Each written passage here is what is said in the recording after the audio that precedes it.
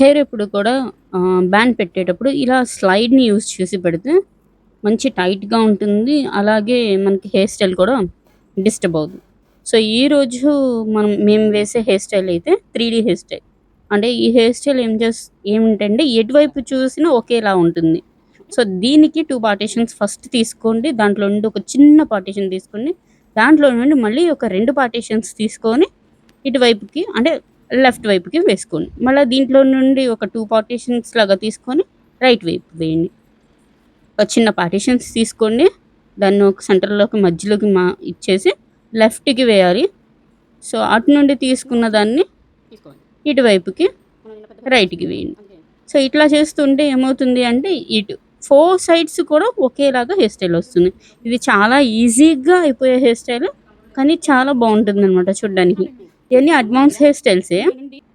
అంటే French plot వేయడం ఇట్లాంటియన్నీ కామన్‌గా ఉండేవే. కానీ ఇలాంటివి చిన్న చిన్నవి ఇలాంటివన్నీ వేస్తే చాలా మంచిగా అనిపిస్తది. సో, అంటే మేము క్లాస్ చెప్తున్నాం కదా! ఆ క్లాస్‌లో ఈ హెయిర్ స్టైల్స్ అన్నీ కూడా మేము చూపిస్తూ ఉంటామనమాట. ఇప్పుడు వేస్తున్న అమ్మాయి అయితే స్టూడెంట్. సో, స్టార్ట్ అయితే నేను చేశాను. ఎండ్ అయితే మాత్రం మా స్టూడెంట్ చేసింది. సో, కంప్లీట్ అవుతూ ఉంది. చాలా నీట్‌గా వచ్చింది. దీనికి ఎలాంటి సెట్టింగ్స్ లేవు. అంటే హెయిర్ సెట్టింగ్స్ ఏం చేయకుండా నార్మల్ హెయిర్ మీద కంప్లీట్ చేశాము. So, 3 hair style. ఎటువైపు చూసినా ఒకేలా ఉంటుంది. సో, దీని తర్వాత చిన్న చిన్న హెయిర్ యాక్సెసరీస్‌తో డెకరేషన్ చేసుకున్నాం. థాంక్ యూ ఫర్ వాచింగ్ మీ. ఈ వీడియో మీకు యూజ్ అవుతుందనుకుంటున్నాను.